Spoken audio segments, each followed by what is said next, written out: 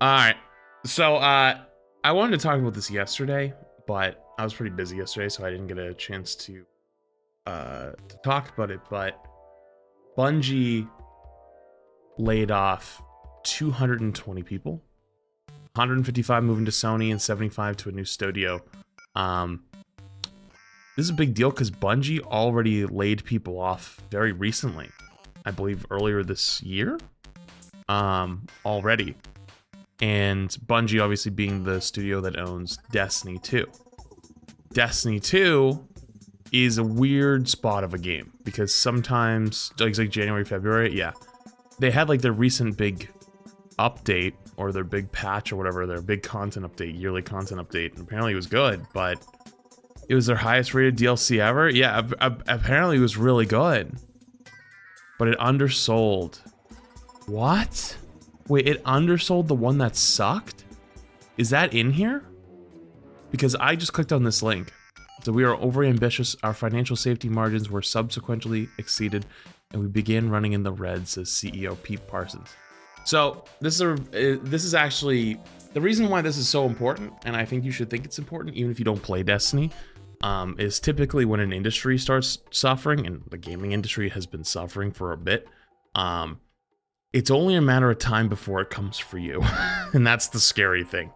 So this is a statement they released. The new path for Bungie. This morning I'm sharing with all of you the most difficult changes we've had to make as a studio. Due to the rising cost of development and industry shifts as well as enduring economic conditions, it has become clear that we need to make substantial changes to our cost structure and focus development efforts entirely on Destiny and Marathon. Is Marathon like supposedly the new game that they're working on in development? Like some secret game? Because I do not know what Marathon is. That means beginning today, 220 of our roles will be eliminated, representing roughly 17% of our studio's workforce. These actions will affect every level of the company, including most of our executive and senior level roles. Today is a difficult and painful day, especially for our departing colleagues, all of which have made important and valuable contributions to Bungie. Our goal is to support them with our utmost care and respect. For everyone affected by the job reduction, we'll be offering a generous exit package, including severance, bonus, and health coverage. I realize all of this is hard news, especially following the success we've seen with the Final Shape. Final Shape, I'm guessing, is the new expansion, right? Was that what it's called?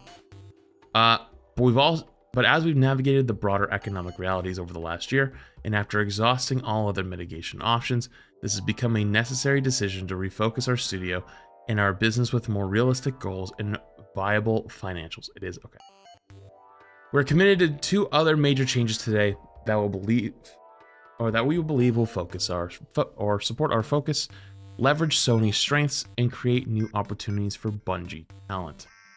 Oh man, forgot that they were associated with Sony. Didn't Sony give them like a bunch of money to keep people on like last year or something like that? First, we are deepening our integration with Sony Interactive Entertainment. Where have you heard this before? I'll give you a hint. Sony said if they underperformed, they would integrate their studios.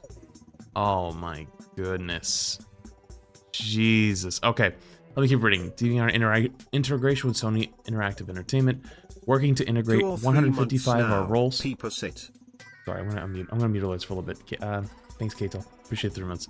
Integrate our roles roughly 12% over SIE over the next few quarters. SIE has worked tirelessly with us to identify roles as many of our people as possible, enabling us together to save a great deal of talent that otherwise been affected by the reduction in force. This is so sad. I'll give you a hint. Overwatch 1 had its layoffs recently. A lot of it was supposed to be integrating in with Microsoft, but like the opposite way, where it was like Microsoft, like they were just having like overlap positions. That's not good news. That's really bad news. Not just for Destiny, but the greater gaming community as well, because this is looking like the new road. Kind of sad. It's actually kind of sad. Second, we are working with PlayStation Studios leadership to spin out one of our incubation projects, an action game set in a brand new science fantasy universe, to form a new studio within PlayStation Studios to continue its promising development. This will be a tremendous change for our studio. Let's unpack how we ended up in this position. It's important to understand how we got here. Okay, so this is what I'm actually interested in. For over 5 years, it has been our goal to ship games in 3 enduring global franchises. To realize that ambition, we set up several incubation projects, each seeded with senior development leaders from our existing teams. We eventually realized that this model stretched our talent too thin too quickly. It also forced our studio support structures to scale to a larger level than we could realistically support, given our 2 primary products in development, Destiny and Marathon. Additionally, in 2023, our rapid expansion ran headlong into a broad economic slowdown, a sharp downturn in the games industry, and our quality miss with Destiny 2 Lightfall. So that's the one before, right? This was not the most recent expansion, it was the one before. Okay. And the need to give both the final shape and Marathon the time needed to ensure both projects deliver at the quality our players expect and deserve. We were overly ambitious, and our financial safety margins were subsequently exceeded, and we began running in the red. Oh my god. After this new trajectory became clear, we knew we had to change our course and speed, and we did everything we could to avoid today's outcome. Even with exhaustive efforts taken across our leadership and product teams to resolve financial challenges, these steps were simply not enough.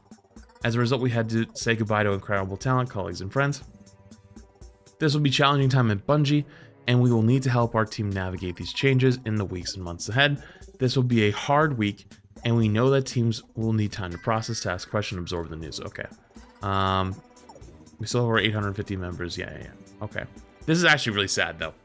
Feels like a bunch of PR person talk, considering they pay their CEO millions. Oh, I don't disagree. But 220 roles? How much do you think a dev makes? 70K? 80K? You know what? Let's do 75. 75,000 times 220 is $16,500,000. I don't think CEO's making that much, right? I hope not. That is still really up. And it's more of a general problem, you know, with just gaming in general, like with where it's going and how things have been going with it. Private Software broke down the lowball and came up with the same result. I mean, it makes sense numbers wise, right? But there is a problem.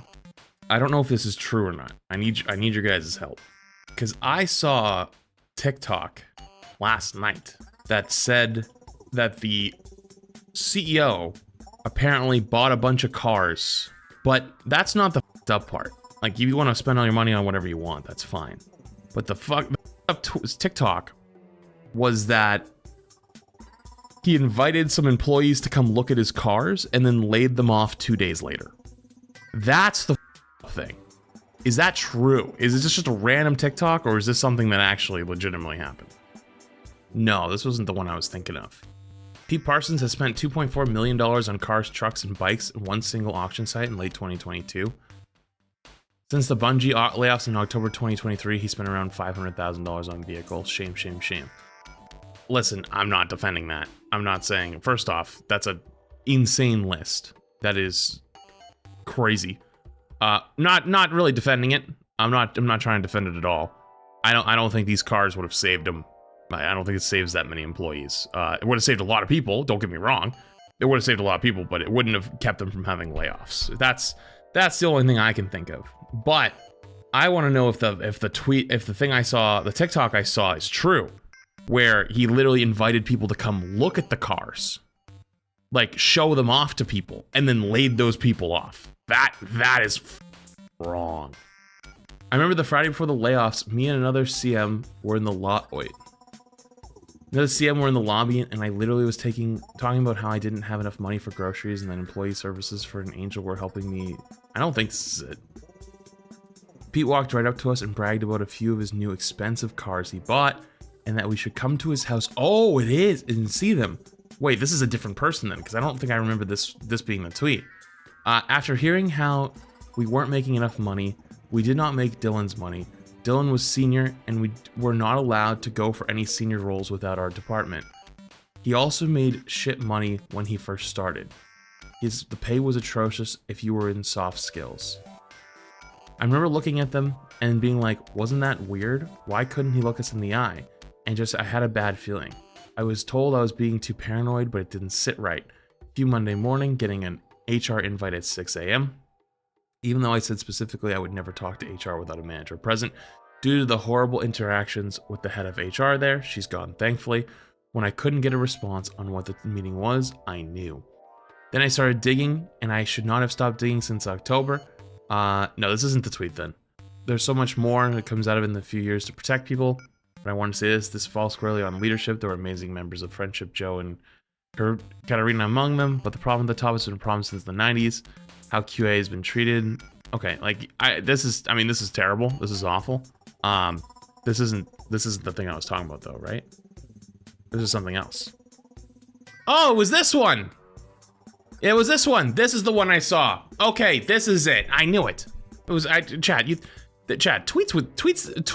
with this much wording don't go anywhere. This one's short and to the point. This is how this. You know what I mean? That's what I was like. Nah, there's no way. This is the one I saw. Coward, you did this. You chose this. I'm already listed as do not work with, and I do not care anymore, or I don't care anymore. You lied to my face. Straight to it. You also invited me to come see your new cars 2 days before you laid me off. 2 days. That is actually insane. Nah, see, this is the TikTok I saw. I saw a TikTok about this.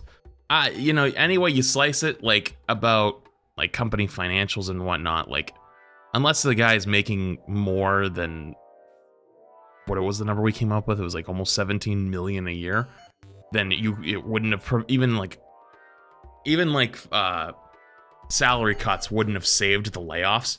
But this is just gross. And I can't tell you how many times I've heard over the years or read shit over the years of like the most out of touch shit from like the senior level or giga level, CEO level people at a lot of these companies because they just make so much money, they just lose touch, you know? Oh man, that's so bad though. That's so sad. And that's not even all. There was also this, like as I started stream today, one of my mods linked it, and Intel is laying off over 1,500 employees and will stop non-essential work. After the losses, the chipmaker is cutting 10 billion in costs. Okay, so if you guys don't know, basically there was a defect that was found with Intel chips. I'm not a tech wizard, so like if I'm not totally right on the details, forgive me. But basically there was a defect with the chips, causing them to melt down and start to not disintegrate, but like start to like corrode. Like they start to become shittier. Like they start to fall apart, degrade. Thank you. They start to degrade, and they haven't issued a recall or anything like that. And they're actually still selling the chips, but they're gonna like put out an update that'll fix it in like a month or two or some shit. But until then, they're still selling them. And like if your chip was already degrading, tough shit. If it's not covered under warranty, tough shit. I feel like that's probably going to be a big lawsuit. So I wonder how much is this like, you know, they're like, oh, well, that's coming. We're probably going to lose a lot of money off of that. You know, start making some cuts now. I don't know if I'm going to read this entire thing, but the company reported a loss of 1.6 billion in Q2 2024. Substantially more than 437 million it lost last quarter. Holy shit. Our Q2 financial performance was disappointing, even though we hit key product and process technology milestones. Second quarter revenue was 12.8 billion, down just 1% year over year. And it's not like all of Intel's businesses are failing. While Intel has absolutely been losing money on its chip-making foundry business as it invests in new factories in extreme ultraviolet EUV lithography to the tune of 7 billion operating losses in 2023, another 2.8 billion this quarter. The company products themselves aren't even profitable. What the Almost all the losses in this quarter and last quarter came from Foundry, while its sales continue to stay relatively stable and its PC and server business stays profitable. The PC sales slump ended earlier this year. The company is also set up to receive 8.5 in US government funding from the CHIPS Act. I was actually just about to say, wait, how are they losing money from factories? Because I'm pretty sure the CHIPS Act was supposed to like help out. Like basically the CHIPS Act is the US government's trying to build more chip factories in Phoenix, I think it's Phoenix, Arizona. because they're afraid of China taking Taiwan. And Taiwan makes like 90% of the world's chips. Investors didn't seem happy the company kept itself on a nice edge. Over the past 2 years, this quarterly loss had to continue to swing between losses and profits overall. For just 1.1 billion in cumulative profits between Q1 and only 1.1 billion in profit. Intel is now the worst performing tech stock in the S&P 500. Holy shit. From tech leadership perspective, Intel's not a big player in the AI server chips like Nvidia, maybe not even a notable small one like AMD.